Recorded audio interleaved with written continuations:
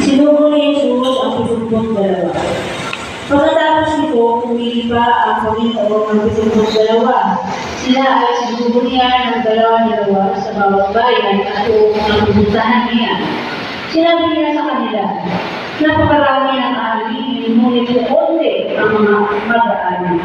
Idala ninyo sa may-ari ng aalinin na magpadala sila ng mga aalin.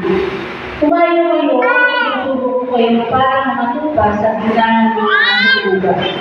Huwag kayong magdala ng lalagyan ng pera, balutan at sandalas.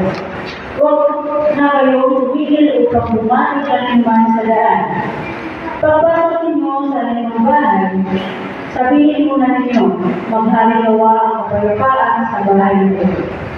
Kung may bigin sa kapayapaan ang matilakoon, tanggapin nila ang kapayapaan ninyo. Ngunit kung hindi, babalik sa inyo ang inyong kapayapaan. Makinuloy kayo sa bahay ng inyo.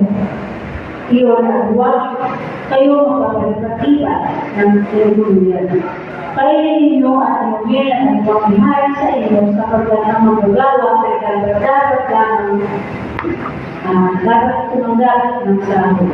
Pagpasok ninyo sa isang bayan at tinanggap kayo, kainin ninyo ang panghihayan sa inyo.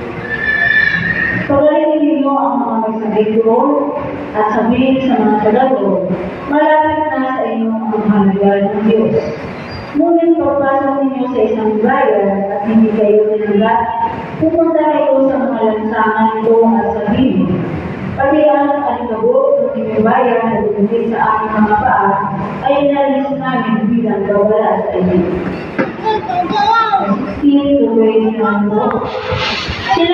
Sinabi ni Jesus sa kanyang mga alagad, ang nakikinig sa inyo at sa akin may nakikinig. Mag-isap sa inyo mga alagad. Ang magtatakoy sa inyo ay nagtatakoy sa akin.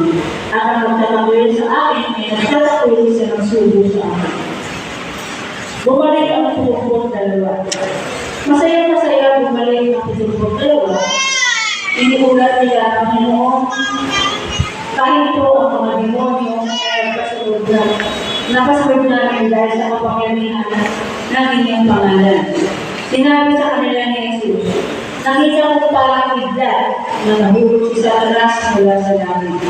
Binigyan ko kayo ng kapangyarihan kapakat ng mga ahas at mga alagad. At daigin ang lahat ng kapangyarihan ng kaaway. At wala na ang kapalangin sa inyo. Ngunit magdala kayo, hindi dahil sa pagpapagsunod ninyo ng masamang espiritu, kundi dahil nakakalaking ang inyong mga kamay. Pinagpala na po tayo sa pagpapagsunod ng Panginoon.